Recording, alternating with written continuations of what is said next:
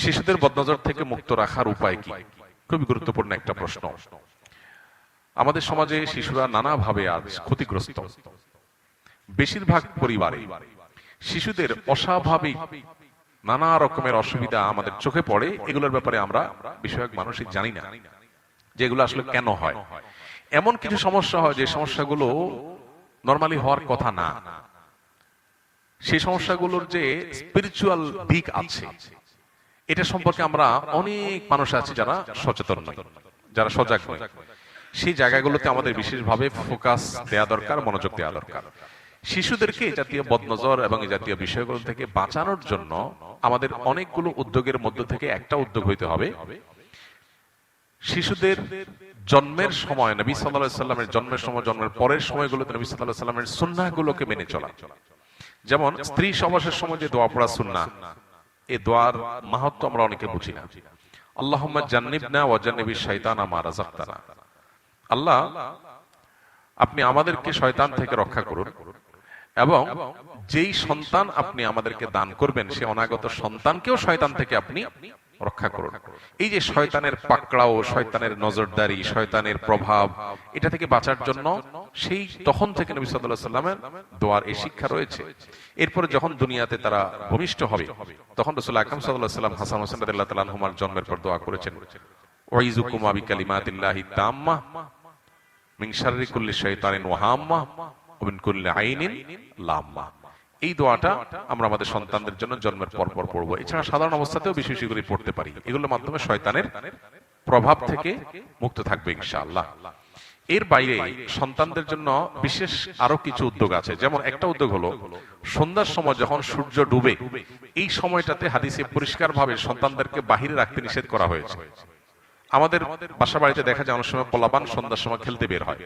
তারা বিকালে খেলতে বের হোক, কিন্তু সূর্য ডুবার আগে আগে তারা মসজিদে প্রবেশ করবে কিংবা বাসায় চলে আসবে। তারা বাইরে খেলাধুলায় থাকবে না।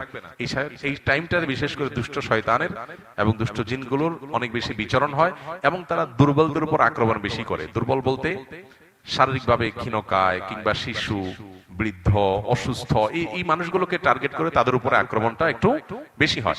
তো শিশুদের মধ্যে তাদের আক্রমণ অনেক বেশি হয়। এই জন্য এই সময়টাতে বিশেষ করে আমরা খুব যত্নের সাথে বাচ্চাদেরকে সূর্য ডুবার আগে আগে বাসায় ঢুকানোর চেষ্টা করব। তাদেরকে বাইরে রাখবো না, তাতে ইনশাআল্লাহ তারা সেফ থাকবে, আল্লাহ চাহেন তো।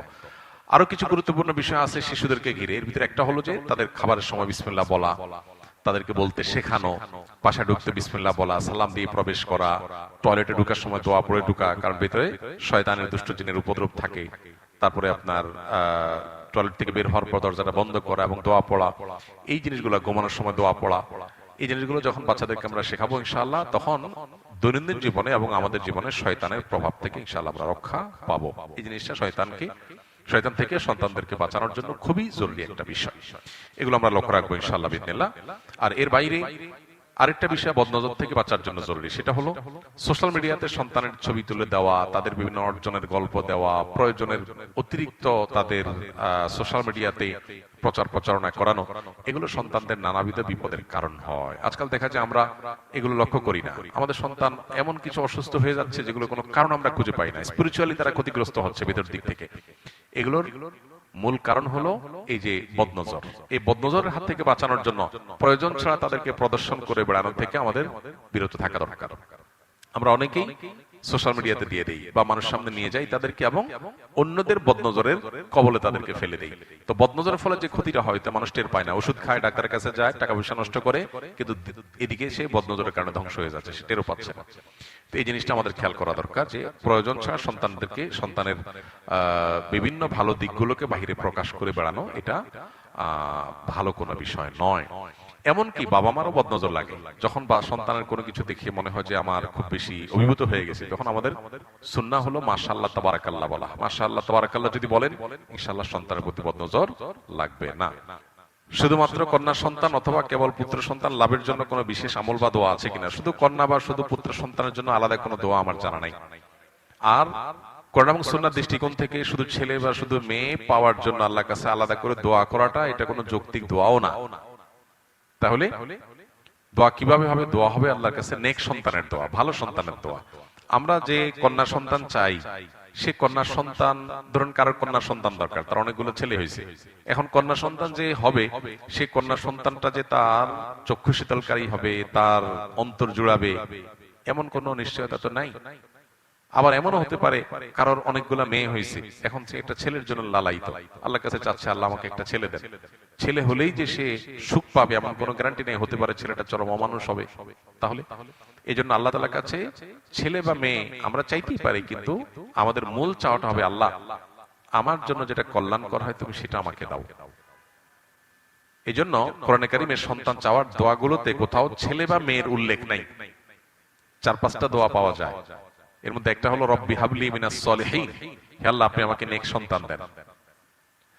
রব্বি হাবলি মিন লাদুনকা যুররিয়াতান তাইয়্যিবা ইন্নাকা সামিউদ দুআ, আল্লাহ আপনি ভালো সন্তান আপনার পক্ষ থেকে দান করেন, আপনি দোয়া শ্রবণকারী। দেখেন এখানে ভালো সন্তানের কথা বলা হয়েছে, ছেলে মেয়ের কথা বলা হয়নি। এইভাবে রব্বি লা তাযরনি ফারদা ওয়া আনতা খায়রুল ওয়ারিসিন, আল্লাহ আমাকে একা ছেড়ে দিবেন না, আপনি সর্বোত্তম ওয়ারিস। এই যে দোয়াগুলো, এগুলোর কোনোটার মধ্যে ছেলে বা মেয়ে আলাদা করে চাওয়া হয়নি। এজন্য আমাদের মনের ভিতরে আকুতি থাকতেই পারে, সেটা আমরা বলতেই পারি আল্লাহর কাছে, কিন্তু সেই সাথে এটাও যেন আমরা বলি যে আল্লাহ আপনি আমার জন্য যেটা কল্যাণের হয় সেটাই দান করেন এবং আমাকে সেটার মর্মে সন্তুষ্ট করে দেন। এইভাবে দোয়া করলে সে দোয়াটা হবে অনেক বেশি অর্থবহ, অনেক বেশি যৌক্তিক।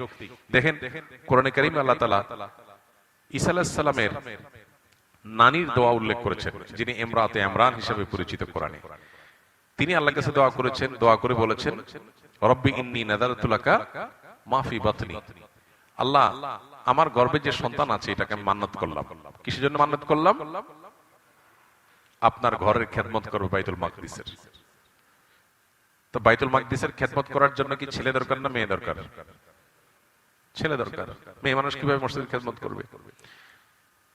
তো তিনি যে নিজের গর্ভের সন্তানরে মান্নত করছেন মসজিদে দিবেন, এর মাধ্যমে তিনি মূলত আল্লাহর কাছে ছেলে সন্তানের দোয়াই করেছেন। কিন্তু আল্লাহ তাআলা তার গর্ভে দিলেন মারিয়ামকে। গর্ভের সন্তান প্রসব করার পর তখন তার আল্ট্রাসাউন্ড ছিল না যে 4 মাস আগে 6 মাস আগে জানতে পারছে। সন্তান প্রসব করার পরে দেখলো মেয়ে, তখন তিনি আল্লাহর কাছে বললেন, কি বললেন? রব্বি ইন্নী ওয়াদাতুহা উনসা, আল্লাহ আমি তো মানত করছিলাম ছেলের, এখন তো যেটা হইছে এটা তো মেয়ে। তো আল্লাহ বললেন ওয়ালাইসা যাকারু কাল উনসা, তুমি যে ছেলে চেয়েছো আমি যে মেয়ে দিছি তোমার সেই ছেলে আমার এই মেয়ের সমানও না। আমি যে মেয়ে দিছি এটা তোমার যে ছেলে চাইছে ওটার চেয়ে অনেক উত্তম। তিনি যে ছেলে চাইছেন সে না হলে মসজিদে আকসার খেদমতি করতো, তো মসজিদে আকসার খেদমত তো কত মানুষ পৃথিবীতে করছে, কিন্তু এমন এক মেয়ে আল্লাহ দিছে যে যার গর্ভে ঈসা আলাইহিস সালাম নবীর জন্ম হয়েছে। তাহলে যা চেয়েছেন তার চাইতে ভালো হয়েছে না খারাপ হয়েছে? বহুগুণ বেশি ভালো হয়েছে। তো এই জন্য আল্লাহ তাআলার কাছে নেক সন্তান তামান্না করতে হয়। যাদের ছেলে হয় না, সব মেয়ে হয়, তারা মনে করে এটা ছেলে হলে বোধহয় মনের দুঃখটা শেষ হইত। যদি ছেলেটা অমানুষ হয় আর নাকে রশি দিয়ে ঘোরানোর মতো পরিস্থিতি হয়, তখন যা বুঝে যে হ্যাঁ হ্যাঁ এটা হওয়ার চাইতে তো না হয় ভালো ছিল। তো এই জন্য এই বিষয়গুলোকে আল্লাহর উপরে ন্যস্ত করাটাই হলো বুদ্ধিমানের কাজ।